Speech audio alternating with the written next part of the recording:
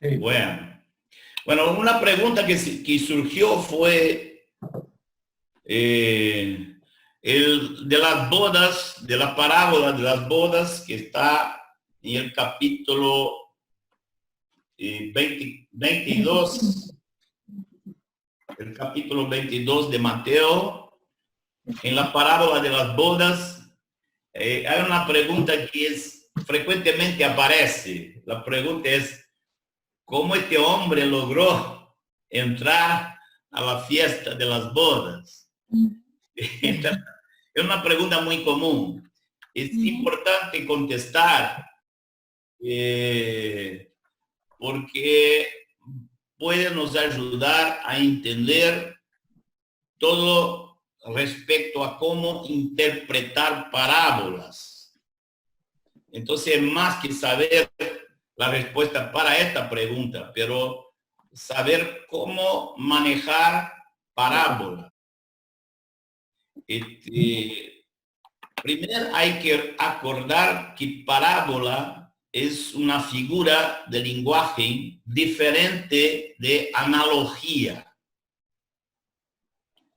Analogía ocurre cuando tenés una historia en que cada uno de los detalles tiene un significado y tiene algo a decir. Las parábolas, si las tratamos así, no las vamos a entender nunca. Jamás vamos a entender las parábolas si las tratamos como alegorías. Por ejemplo, muchos de ustedes conocen una alegoría muy famosa, escrita por John Bunyan, El Peregrino. Entonces, cuando vas al libro de John Bunyan, cada paso, cada capítulo, cada acontecimiento tiene su significado espiritual. Con las parábolas no podemos hacer así. Entonces, puedo decir así, la parábola siempre tiene una enseñanza central. Al máximo dos puede ser. Pero si tomas a cada detalle ahí adentro y quieres una explicación lógica, vas a tener una Biblia completamente sin condiciones de entender. Te puedo decir con toda seguridad que jamás alguien sin las vestimentas, sin la vestimenta correcta, jamás va a entrar en las bodas. Jesús no está diciendo con este detalle de la parábola, él no está diciendo que alguien entra ahí. Esto es imposible. Carne y sangre no pueden estar delante de Dios. Y todos los que van a estar ahí en las bodas están completamente en condiciones de estar ahí porque están redimidos, porque vivieron la vida con Cristo y porque fueron resucitados, todos con cuerpos gloriosos. Entonces, Jesús no está abriendo una excepción. Al revés, Jesús quiere decir el contrario. Quiere decir que alguien sin esta ropa no entra. Esta es la enseñanza. Sin la vestimenta correcta es imposible entrar. Entonces, no necesitamos encontrar la respuesta porque esta es una parábola. Jamás alguien estuvo ahí y jamás alguien va a estar en esta fiesta sin las ropas correspondientes. Y es esto lo que quiere enseñar Jesús. No enseñar una cosa que sería una gran confusión, que uno que no tiene las ropas está ahí, todo. Es importante entender esto, no solamente por esta parábola, pero para todas las parábolas. Escuelas teológicas surgieron durante la historia, principalmente después de la Reforma, que se dan la libertad de alegorizar todo. Todo es representativo, todo tiene un significado simbólico y esto ha llevado a la iglesia a muchos engaños, muchos engaños. Cuando, esto significa esto representa esto representa esto. Entonces, las figuras del Viejo Testamento que necesitaban ser explicadas, los apóstoles ya lo hicieron, ya hicieron este trabajo. Entonces, no tenemos que hacer este trabajo. Y el Nuevo Testamento, hay que tomar lo más literal posible. Entonces no hay ningún problema cuanto a esto. Si alguno de ustedes, yo creo que no tenemos tiempo para a cada respuesta y ver si quedó alguna duda, sería difícil, pero si alguno de ustedes sigue con una duda respecto a cualquier respuesta que yo dé, envíen estas dudas a los pastores ahí de Bogotá y ellos me envían como hicieron con las preguntas que ustedes tenían. ¿Ok? Vamos adelante. Sí, vamos. Otra pregunta. ¿A qué se refiere con la abominación desoladora? El abominable de la desolación o abominación desoladora, Jesús dijo que hay que buscarlo en Daniel. Está en Mateo 24:15, esta expresión, y Jesús habló claramente que estaba hablando de algo que Daniel había enseñado. Entonces tenemos que ir a Daniel. Cuando vas a Daniel, encuentras esta expresión en 3 lugares distintos de Daniel. En Daniel 9:27, en Daniel 11:31 y en Daniel 12:11. ¿Ok?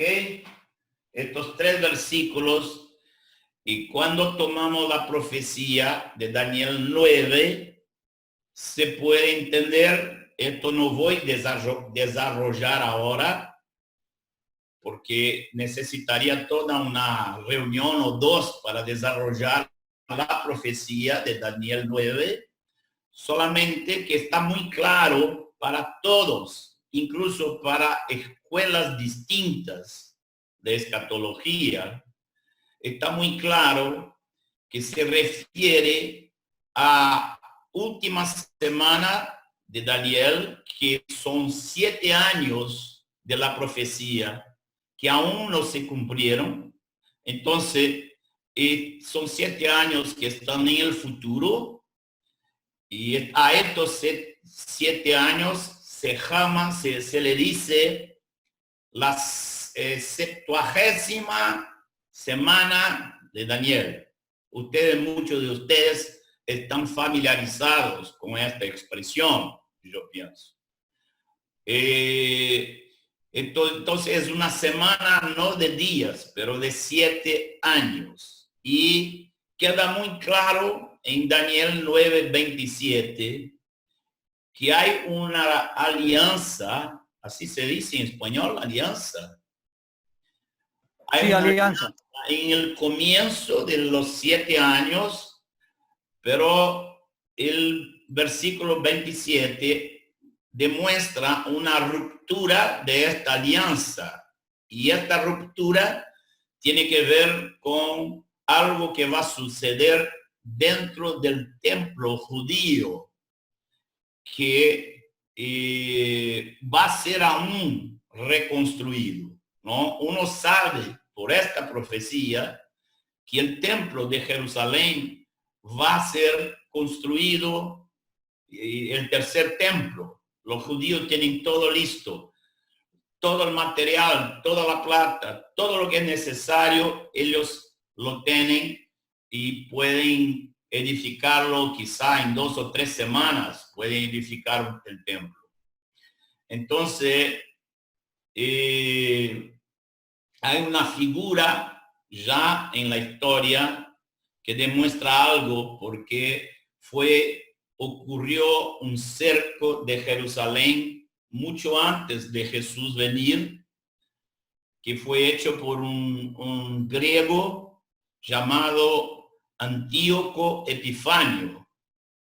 Y este hombre cercó Jerusalén, tomó Jerusalén, y este hombre, después de tomar Jerusalén, él fue al templo y sacrificó un cerdo, no sé cómo dice en portugués, una porca, cerdo está bien. Cerdo, un cerdo, y aún más no era masculino, era femenino.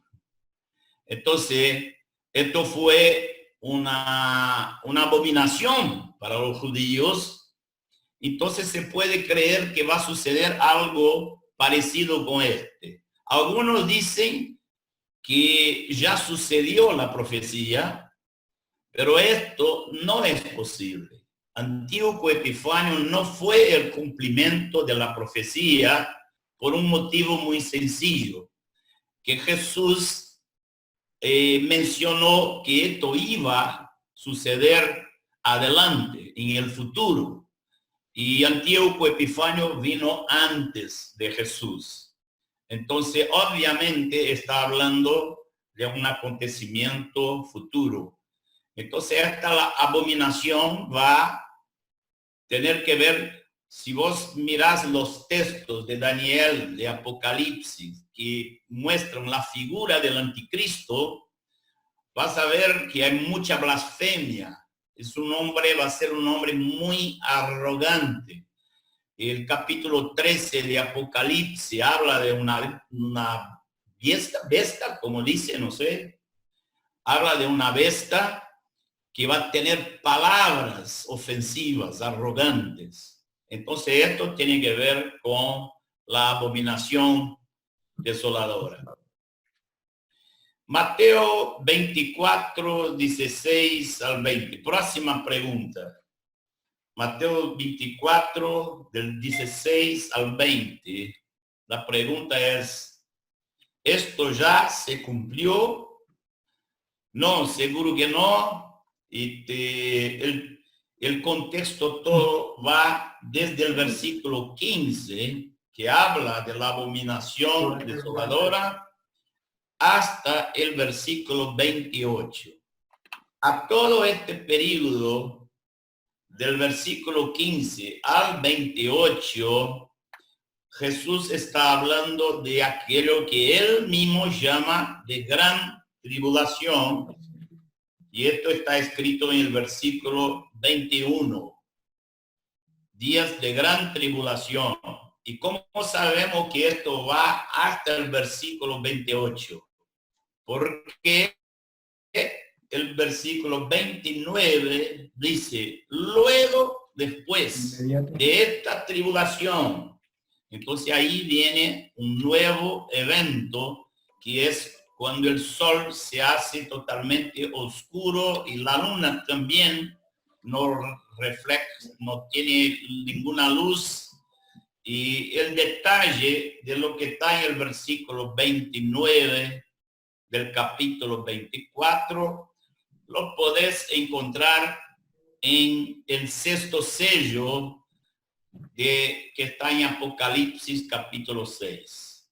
Entonces, ¿esto ya se cumplió? No, no se cumplió. Hubo una enseñanza equivocada, porque la pregunta también viene así. ¿Es igual que Lucas 21, de 20 a 24? Sí, Lucas 21, del 20 al 24, es el mismo relato de Mateo 24. el mismo relato de este tiempo. Nosotros tuvimos que revisar este punto.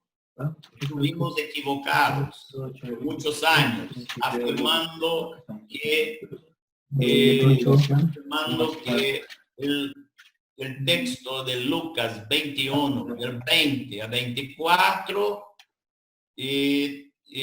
ya habría ocurrido con el cerco de Jerusalén hecho por los romanos bajo el general Tito. Entonces esto fue un equívoco y estamos hace 4 o 5 años insistiendo en corregir este equívoco. Si ustedes quieren, en otro momento puedo traer la lista de argumentos que prueban que Lucas 21, 20 a 24 aún no ocurrió. Tengo acá anotada en la margen de la Biblia 5 argumentos en contra de esto. Y esto hoy está muy, muy claro, muy clarito para nosotros. Podemos en otro momento, si quieren, explicar mejor. Mateo 24, 28. No sé cómo está en español. Aquí mi Biblia en portugués habla de cadáver y abutres. ¿Son las mismas palabras? Sí, cadáveres y buitres o cuerpos y águilas, igual. Bueno, esto tiene que ver, esta expresión en la palabra de Dios significa el resultado de lo que va a ocurrir cuando Dios derramar su ira sobre la tierra. En una de las lives, yo creo que el último domingo, no me acuerdo, hablamos un poco de Apocalipsis 19. Porque va a entrar acá un periodo de juicio de Dios sobre la tierra. Entonces, Apocalipsis 19 conta esto que está en el versículo 28, está muy claro en Apocalipsis 19, que trata de Dios invitando las aves de todo lugar, de toda parte, todos los pájaros serán invitados, no para ser comidos, pero para comer. Van a comer carne de reyes, carne de ejércitos, la cantidad de gente que va a morir en esta última gran batalla que se llama Armagedón, que es una batalla a donde Cristo ya está presente y él junto con sus ángeles y con la iglesia lucha en contra de las fuerzas del anticristo. Entonces Mateo 24, 28 está haciendo una mención rápida a esto, ¿no? A donde estiver el cadáver, ahí se juntarán los abutres. Esta es una expresión que denota el juicio de Dios sobre la tierra. Mateo 24, 34. Esta es una pregunta también interesante, importante, y hay que contestarla. Y soy muy grato a Dios que hoy podemos contestar esta pregunta, porque por muchos años no lo podíamos. Está ahí, si Ezequiel puede leer el versículo 34, que pone dudas a mucha gente. De cierto digo que no pasará esta generación hasta que todo esto acontezca.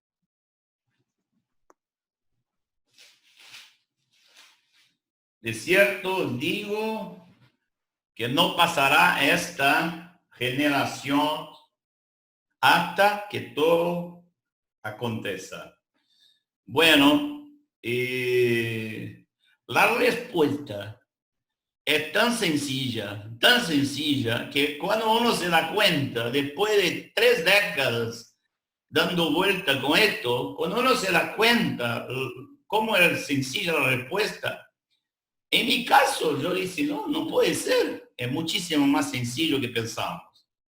Porque acá surgieron teorías de todo tipo. Y la más fuerte era que la generación que no iba a pasar sería la generación que vio Israel ser reedificado como nación. Yo mismo, en año pasado, prediqué esto. Y es una cosa más que tengo que afirmar que estamos muchísimo equivocados. Mira, la verdad es que la generación que vio la reconstrucción de Israel empieza en 1948. Ya son 72 años y la gente, principalmente los que crearon esta teoría, los dispensacionalistas y pretribulacionistas, no paran para revisar cómo es una generación. No tiene nada que ver con Israel. Es muy sencillo. Esta palabra, cuando Jesús dice, no pasará esta generación. La palabra en el griego, perdón, no me gusta mucho estar apelando para el griego. A ver, parece un poco sueña, un poco pedante, qué sé yo, no sé con la palabra en español, pero acá tenemos que recurrir, somos obligados. Y la palabra es la palabra griega genea. Con G, no sé cómo se pronuncia en español, con Genea. Está bien así. Genea. Bueno, esta es la palabra. Esta palabra aparece por toda parte en el Nuevo Testamento y solamente una vez se está refiriendo a una generación, por ejemplo, mi generación o la generación de mis hijos. Solamente una vez está se refiriendo a esto. Todas las demás veces está significando la generación humana, la raza humana, está significando los 6,000 años que ya tiene la raza humana. Por ejemplo, alguien puede leer Hechos 8:33. Bueno, este no es el significado. Hechos 8:33.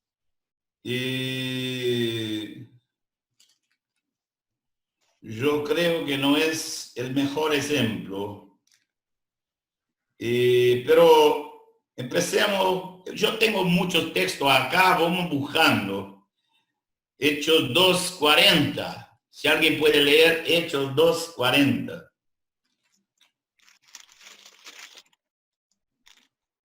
Y con otras muchas palabras testificaba y les exhortaba diciendo, sed salvos de esta perversa generación. Bueno, Pedro está diciendo, ser salvo de esta perversa generación. ¿De qué estaba hablando Pedro? Hablaba de la gente que estaba viva aquel tiempo, una generación allí que era su generación. No. Pedro estaba hablando de la generación entera de la raza humana. Esta palabra de Pedro se aplica hoy de la misma manera. Nosotros podemos decir a la gente, sea salvo de esta perversa generación. Y la palabra griega es la misma, genea, que nos demuestra qué es lo que está hablando Jesús. Que esta generación humana no terminará sin que sucedan todas las profecías.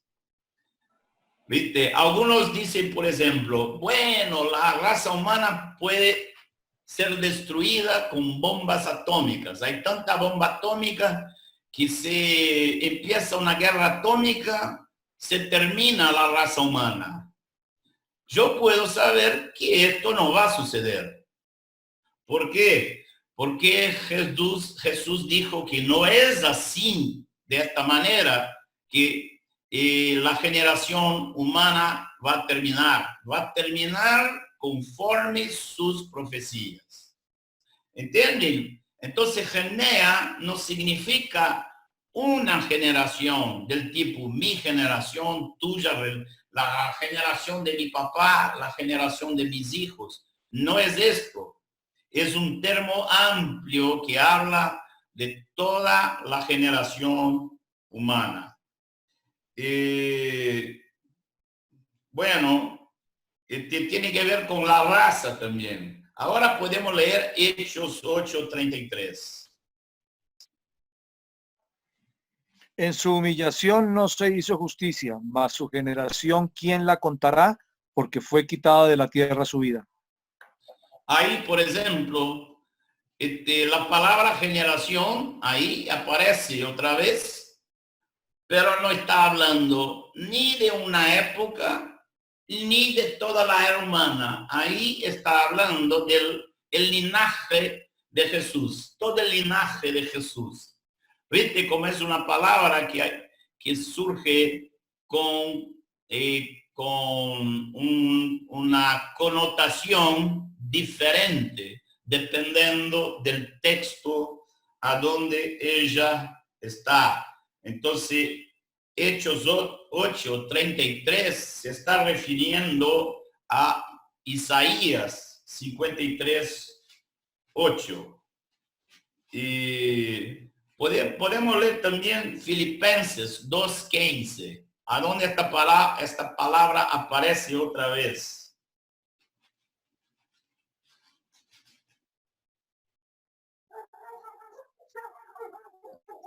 Filipenses 2:15. Para que seáis irreprensibles y sencillos, hijos de Dios sin mancha, en medio de una generación maligna y perversa, en medio de la cual resplandecéis como luminares en el mundo. Entonces, esta generación de que habla Filipenses 2:15 está hablando solamente de la generación de aquel tiempo. No, es una generación perversa durante toda la historia humana. ¿Viste cómo el misma palabra aparece en muchos lugares con un sentido completamente diferente? Hay una vez que está en Hechos 13, no sé, me cayó agua en la Biblia acá y lo que yo escribí está borrado, pero creo que Hechos 13, quizás el versículo 26, si pueden leer. Varones hermanos, hijos del linaje de Abraham, y los que entre vosotros teméis a Dios, ahora a vosotros es enviada la palabra de esta salvación. Bueno, ahí es la generación bueno, déjame verlo, 30, ahí está, el 36, el Hechos 13:36. Porque a la verdad, David, habiendo servido a su propia generación, según la voluntad de Dios, durmió y fue recibido con sus padres y vio corrupción. ¿Viste? Acá la misma palabra, acá sí, aparece se refiriendo a una generación específica, porque dice que David sirvió a su propia generación. Entonces, esta connotación de una generación específica, ella también es válida. Pero ustedes vieron que se usa la misma palabra con connotaciones distintas. Entonces, ¿cuál es la connotación de cada texto? Es el contexto que lo define. Es el contexto que va a definir cuál es el sentido de esta palabra, genea, ari. Bueno, ahí volvemos a Jesús, a Mateo 24, y somos obligados a entender que Jesús no está hablando de una generación específica. Una hermana me mandó por email la pregunta, dice, yo me quedo completamente confundida porque me parece que Jesús está hablando de aquella generación a donde él vivía. Entonces, ¿cómo puede? ¿Por qué no se cumplió? Ahí entonces, ¿cuál es la respuesta?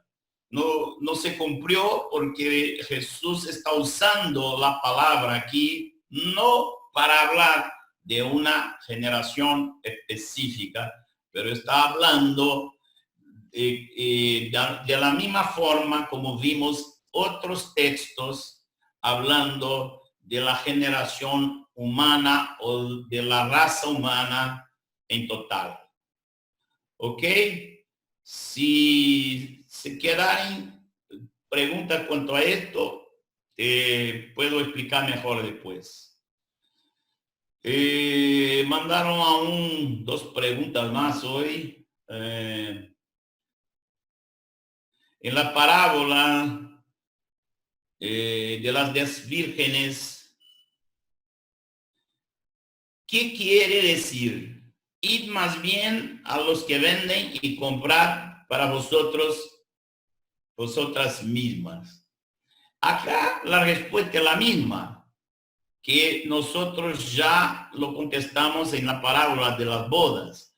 Si vas a tomar la parábola de las 10 vírgenes y querer encontrar una enseñanza específica a cada detalle, te vas a confundir total.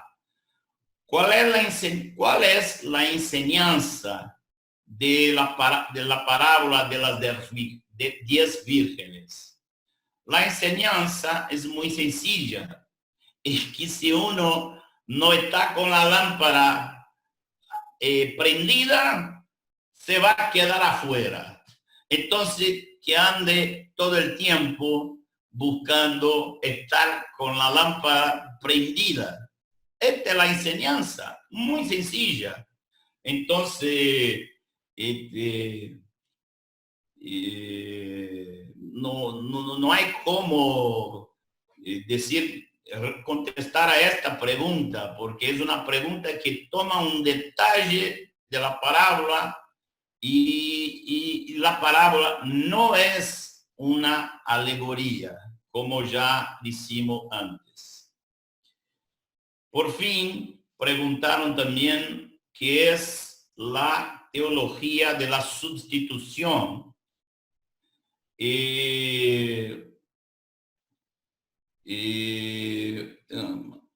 yo hice mención incluso del capítulo 23, del 37 a 39.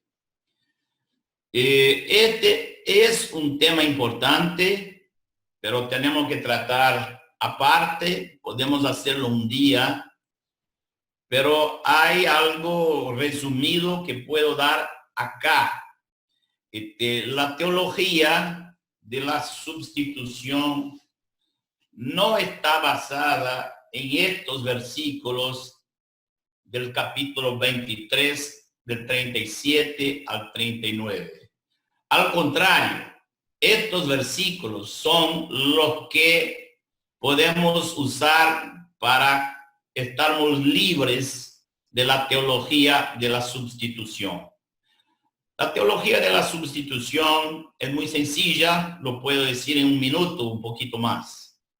Es la teoría de que Jesús, una vez que sacó el reino de manos de los judíos, como dice en el capítulo 22, el capítulo 21, versículo 43, que dice, el reino de Dios os será sacado y será dado a un otro pueblo, a un pueblo que produzca los respectivos frutos.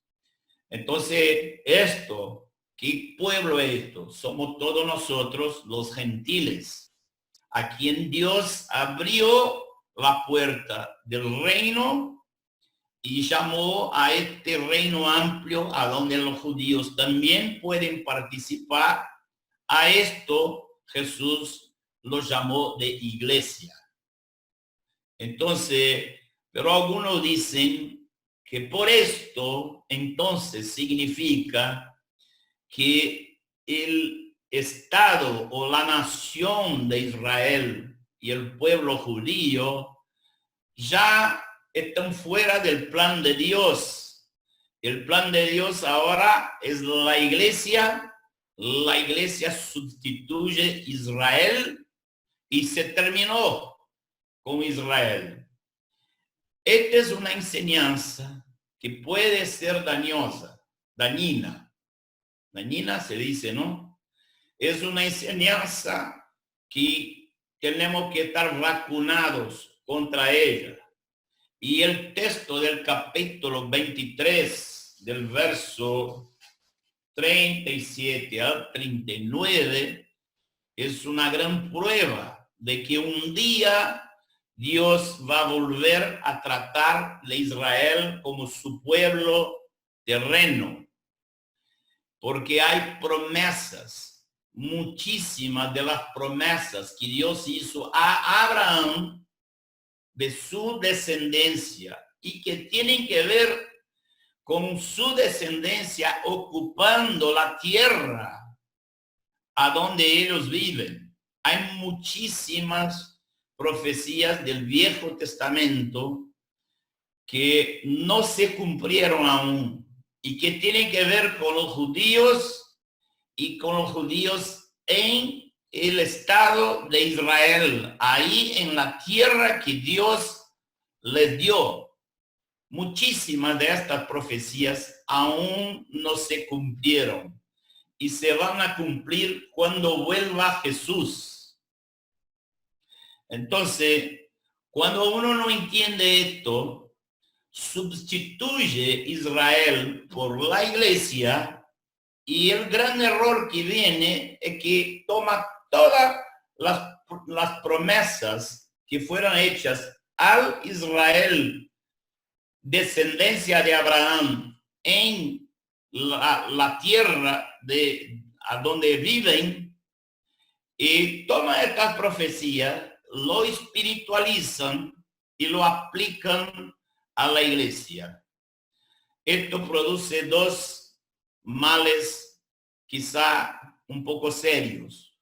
Uno es el apoyo al antisemitismo, el apoyo a los que quieren destruir Israel. Nosotros, como hijos de Dios, teniendo a nuestro Señor como hermano, pero también como judío que es, Jesús nunca se olviden. Jesús es un judío, nació en Israel. Es un hijo carnal de sangre de la descendencia de Abraham. Cuando vino en la carne, vino de la descendencia de David, que vino de Abraham.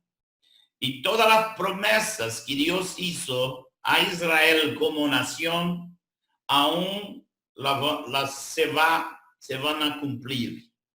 De manera que hay una profecía que dice a Abraham maldito todo lo que te maldice y bendito lo que te bendice. Entonces, nosotros tenemos que estar esto en claro para no ponernos juntamente con la raza humana entera que odia a los judíos. Y no nos ponemos al lado de esta gente, porque podemos ser vistos de una manera no agradable por nuestro Dios. Una otra consecuencia, la segunda consecuencia tenemos de este error, está en el hecho de que cuando uno aplica las profecías que son para Israel, lo aplica a la iglesia, como muchas profecías a Israel son para un estado político en la tierra. Muchas tienen que ver con un reino en la tierra. Entonces, si lo tomás y lo aplicás a la iglesia, como hizo Agustín, que es conocido por los católicos como San Agustín, si hacemos esto, vamos a equivocarnos total y vamos a confundir el poder espiritual de la iglesia con el poder político que Dios prometió a Israel. Por esto, después de Agustín, la Iglesia Católica tuvo toda la libertad para hacerse un poder político en la tierra. Y esto no está dado por Dios a la Iglesia. La iglesia no tiene que tener este poder confundido con el poder estatal. Y esto fue fruto de una teología equivocada de San Agustín, de 1600 años atrás. Entonces, la teología de la sustitución la tenemos que combatir como un engaño serio. Yo creo que acá con esto terminamos de contestar las preguntas. Algunos quizás aumenten sus preguntas. Bueno. Marcos, una preguntita más ahí de la parábola de las 10 vírgenes. Entonces decir que cuando son 10 vírgenes y que 5 entran y 5 se quedan por fuera, hablar que el 50% se quedaría por fuera, ¿estaría incorrecto? Yo creo que no. Yo no tomo la Biblia así y tanto como que los números signifiquen una estadística. Yo no creo que son una estadística. No se sabe. Pero Jesús en Mateo 7 habló que serían muchos en aquel día. Me dirán, pero Señor, ¿cómo puede? Yo estaba seguro. Yo creí en en tu palabra, yo prediqué, yo hablé en tu nombre, yo hice milagros, yo profeticé, yo hice un montón de cosas. Entonces, yo me acuerdo que la primera vez que yo leí ese versículo, luego después de conocer al Señor, yo quedé espantado y escribí en mi Biblia, mucha gente está engañada y confundida, ¿no? Entonces, no se sabe el número. No sé si podemos decir que serían 50%, porque Jesús habló de 5. La parábola siguiente nos mostraría una estadística diferente. Si vamos a seguir los números, la parábola de los talentos indicaría 66% están afuera, porque uno recibió un talento. Uno recibió 2 y otro recibió 5. Entonces, ahí, al contrario, ¿no es? Ahí sería 33% son los que quedan afuera porque integraron los talentos. ¿Viste? Entonces, si yo voy a aplicar a algún tipo de dogmatismo cuanto a los números y todo, podría me equivocar bastante. Amén.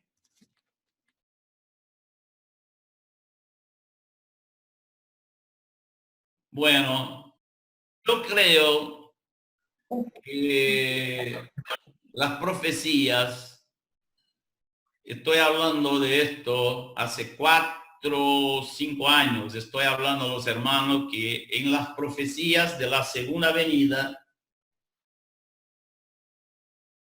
tenemos todos los ingredientes que confirman de muchísimos puntos de aquello que creemos.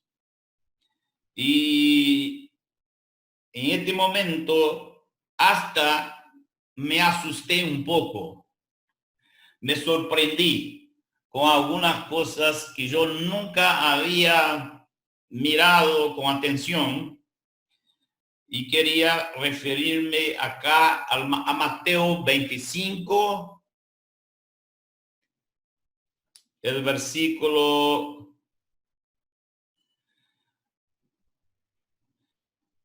podemos leerlo del 31 al 34.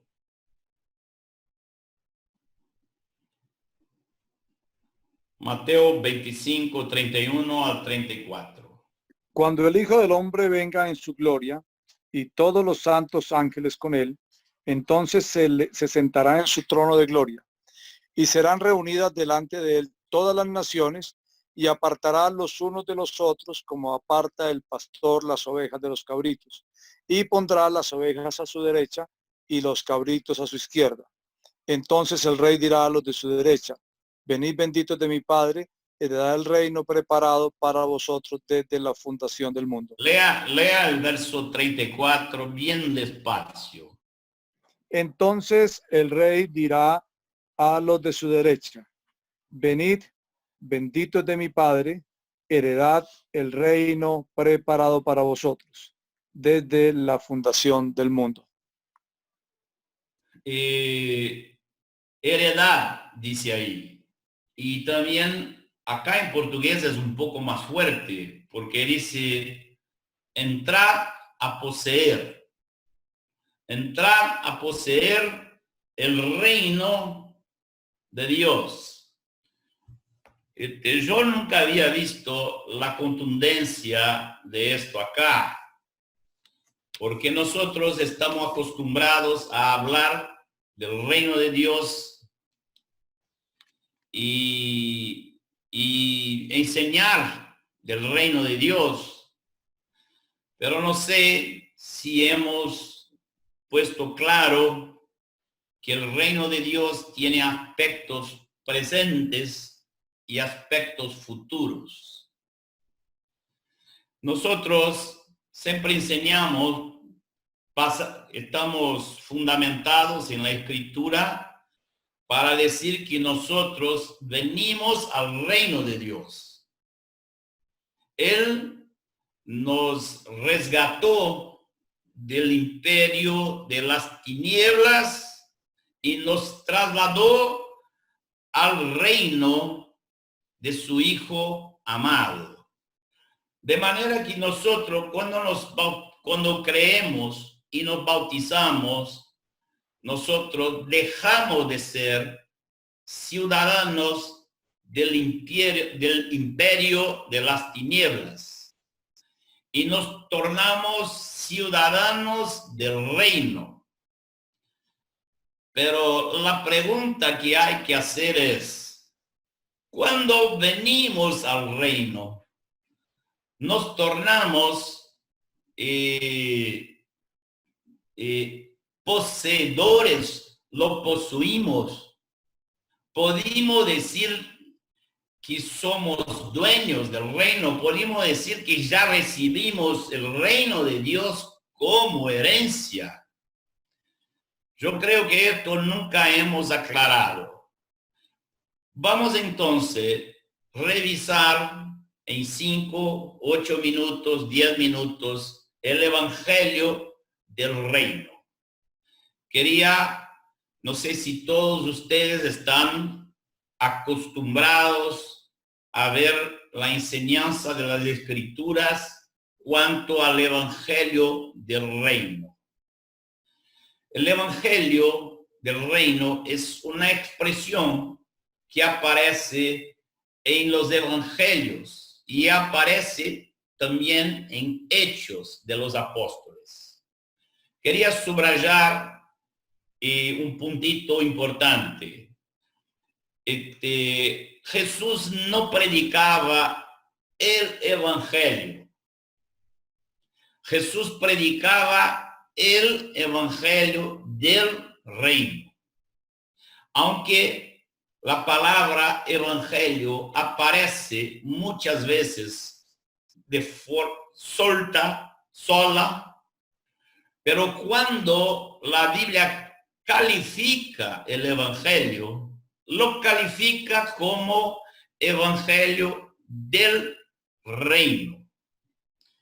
Muy importante, porque la gente está metida en la mente así. El evangelio es evangelio de la salvación. Y esto es un equívoco.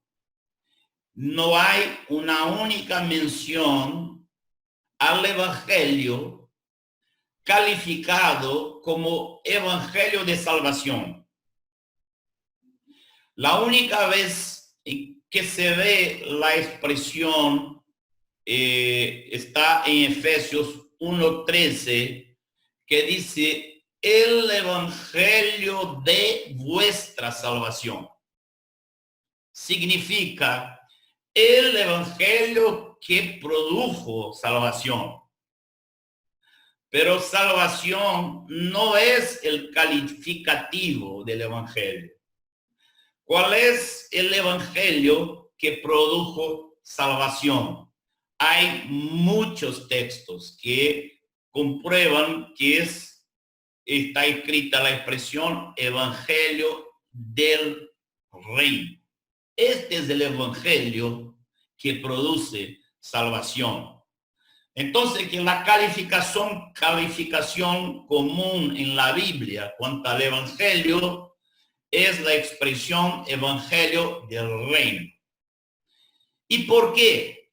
Bueno, vamos a hablar un poquito de esto, porque esto es importantísimo, esto es fundamental, esto es elemental. ¿Y cuál es el problema del hombre? El problema del hombre, cuando se dice el hombre está perdido, está condenado, este es un problema real, pero no es la causa del problema. La causa determinante del problema humano es la rebelión, la independencia.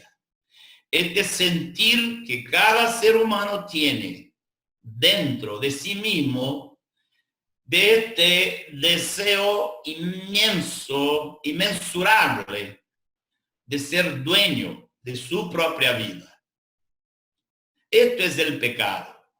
El pecado está en el hombre que en el corazón tiene mi vida es mía.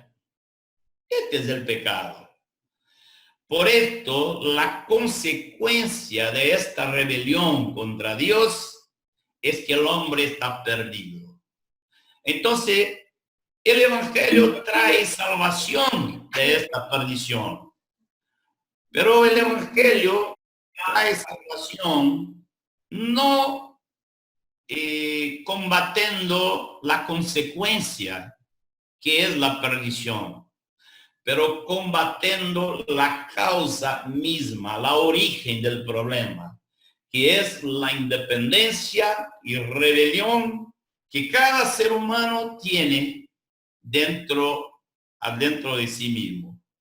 Hay una expresión ahí en el sur de Brasil, que es de a dónde vengo, que a donde yo nací. Yo estoy en Bahía, más al nordeste, lejos, pero ahí en el sur están los gauchos. Y hay una expresión común entre los gauchos que dicen: arriba de la tierra las patas de mi caballo. Arriba de mi caballo yo. Y arriba de mí mi sombrero y nada más. ¿Viste? Es una perfecta expresión del corazón humano rebelde. Entonces, ¿cuál es la forma con la cual Dios vino a atacar este problema? Porque para nos dar salvación, tiene que sanar la causa antes de librarnos de la consecuencia.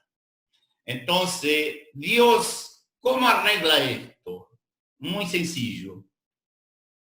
Y como si Dios pensara así: bueno, ustedes piensan que estar en sujeción, vivir para dar la gloria a otro, que es Dios, vivir para obedecer y vivir no para sí mismo, pero vivir para otro, ustedes piensan que esto es algo un poco pesado, ¿no? Ustedes se rebelan contra esto, ustedes no están contentos que yo les hice como criaturas para obedecerme y dar gloria a mí. Entonces, lo voy a arreglar. Me voy a hacer una criatura y voy a ser como criatura obediente toda la vida y viviendo para otro. Y así vino Jesús. Jesús vino y él mismo es el reino. Y él combate la rebelión siendo el primer hombre de toda la historia a donde su corazón estaba todo tiempo dar gloria al Padre y hacer la voluntad del Padre. Entonces Jesús como hombre vive el reino de Dios acá en la tierra. Él es la expresión del reino de Dios, siendo sujeto al Padre hasta la muerte y muerte de cruz. Entonces, por esto el Padre tiene ese entusiasmo grande, porque finalmente, antes en el Viejo Testamento, buscó alegrarse como podía, con Moisés, con David, pero cada uno tenía su problema. Al final Moisés no puede entrar en Canaán por no expresar a Dios de forma correcta. David fue una hermosura hasta que se vio grande y se perdió todo. Entonces está Dios durante siglos y siglos buscando un hombre que totalmente, 100% viva para él. Entonces lo encuentra en Jesús y lo proclama. Cuando Jesús se bautiza, se oye una voz del cielo.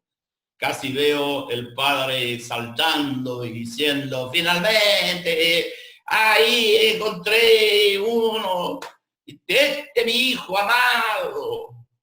Entonces, el Padre está feliz y bueno, por medio de él, de este hombre obediente, que podemos llegar al reino. Hay un aspecto de este reino que es, vamos a decir así, el aspecto más ignorado en la iglesia, principalmente hoy. Muy ignorado en la iglesia. Jesús no solamente se sujetó al Padre. Jesús se sujetó a una pareja muy joven que se llamaban José y María, criaturas hechas por él, y él se sujetó cuando vino a la tierra. Hay que preguntar por qué Jesús estaba por qué el Padre estaba tan emocionado, tan vibrante, tan feliz cuando Jesús se bautizó. Y hay que pensar en esto, porque Jesús no había predicado un único sermón, no había hecho un único milagro y no había hecho ningún discípulo, nada. ¿Y con qué estaba tan feliz el Padre? Porque el Padre justo en este momento da este grito de ahí de arriba y la gente lo oye. Yo pienso que es muy sencillo. El Padre vio lo que pocos hoy ven. Jesús estaba sujetándose al ministerio de un hombre que era su primo y era un pecador como nosotros.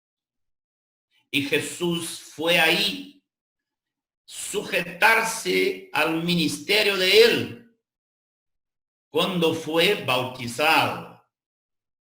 ¿Se acuerdan cómo Juan el Bautista se asustó y dijo, no, pero ¿cómo? No, yo, vos. Y Jesús dice, no, es así. Y no nos olvidemos que Juan predicaba el arrepentimiento de los pecados y el bautismo tenía que ver con pecados y Jesús no tenía ningún pecado. Pero Jesús tenía que empezar el ministerio de él sujetándose al ministerio de un otro que era instituido por su papá.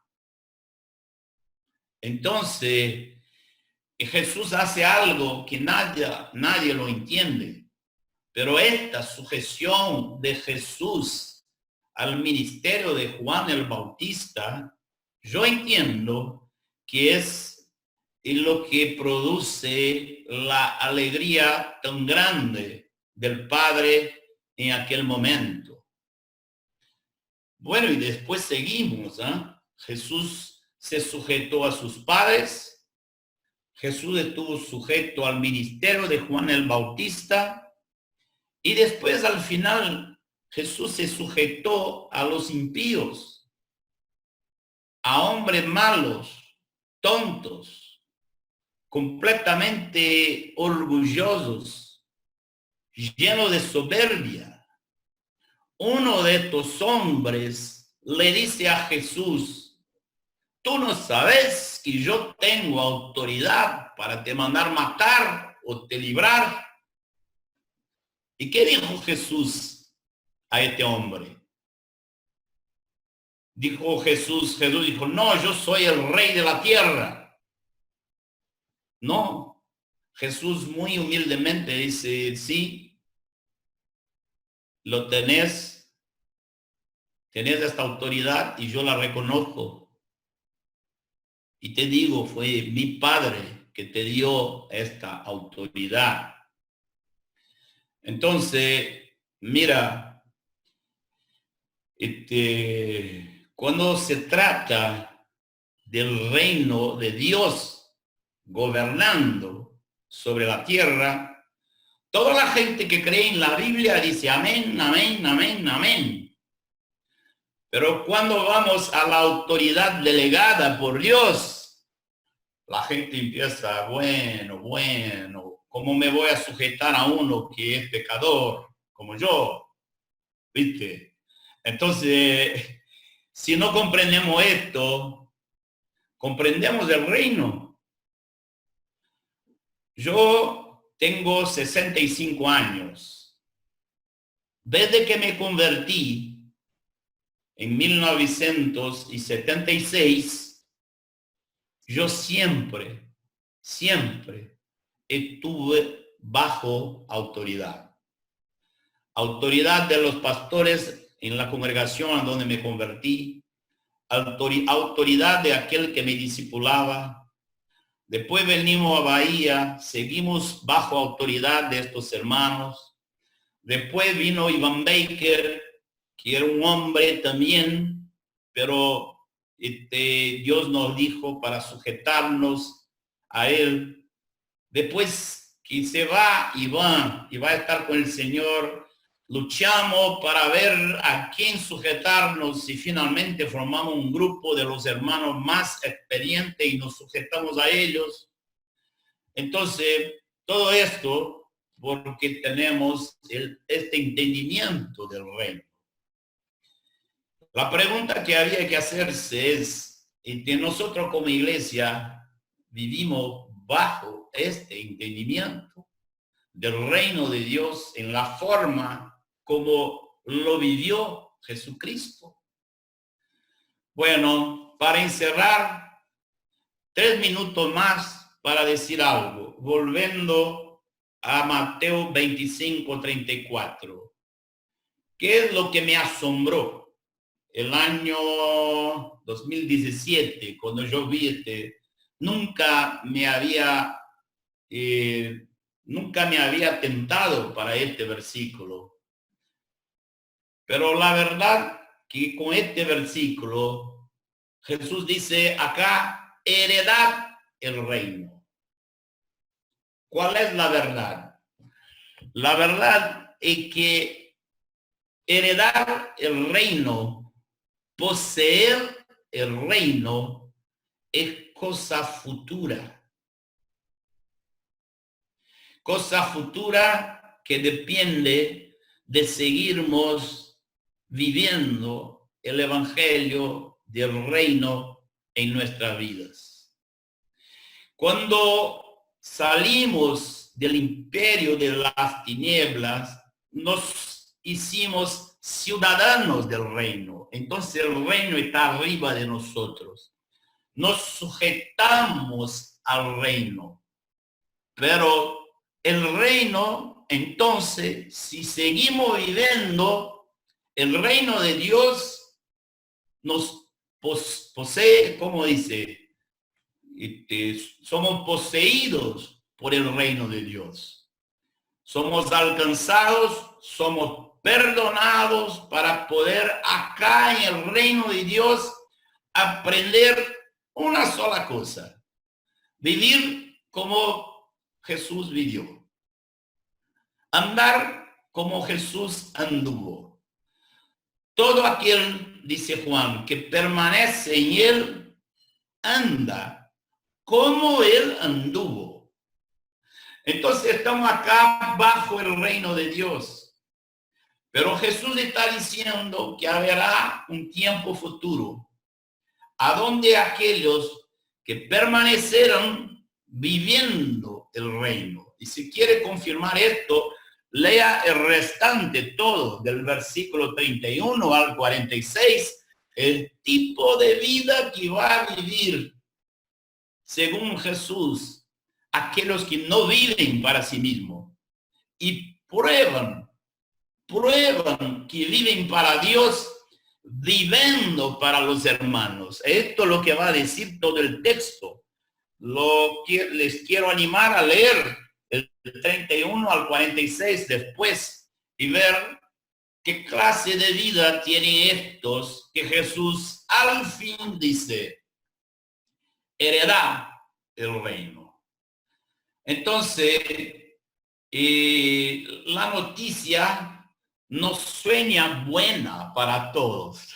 Algunos se asustan, pero la noticia es que no poseemos el reino.